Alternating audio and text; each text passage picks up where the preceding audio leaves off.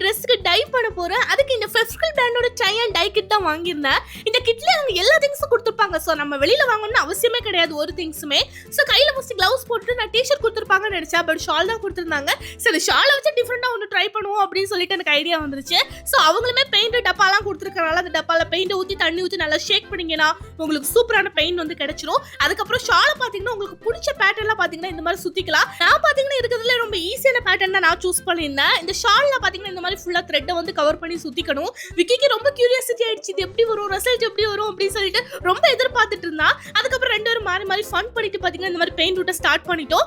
இந்த சில்ட்ரன்ஸ் டேக்கு உங்க ஃபேமிலி கூட ஃபன் பண்ணி ஏதாவது கிராஃப்ட் பண்ண நினைக்கிறீங்கன்னா கண்டிப்பா இந்த கிராஃப்ட்டுமே நீங்க ட்ரை பண்ணலாம். இந்த மாதிரி பெயிண்ட் ஊத்திட்டு ஜாலியா பேசிக்கிட்டு இந்த டிப்ரெஷன் எல்லாம் பார்த்தீங்கன்னா அப்படியே ஓடி போயிடும். உங்க ஃபேமிலி கூட கொஞ்சம் டைம் ஸ்பெண்ட் பண்ணது மாதிரி இருக்கும். ஸோ இந்த மாதிரி பெயிண்ட் ஊத்திட்டு காய வச்சுட்டு எடுத்து பார்த்தா இந்த ஷாலோட பேட்டர்னும் சரி கலரும் சரி எனக்கு ரொம்ப பிடிச்சிருந்துச்சு. உங்களுக்கு பிடிச்ச மறக்காம கமெண்ட்ல ப்ளூ ஹார்ட் கமெண்ட் கொடுத்துருங்க. ஸோ நீங்களும் இந்த கிட்ட எங்க வாங்கணும்னு யோசிப்பீங்களா? வேற எங்க ஃபிளிப்கார்ட்ல தான் இப்போ சில்ட்ரன்ஸ் டே ஆஃபர் போயிட்டு இருக்கு. இன்னும் நிறைய ஆஃபர் போயிட்டு இருக்கு. ஸோ மறக்காம ஃபிளிப்கார்ட்டை செக் அவுட் பண்ணிக்கோங்க. பாய்.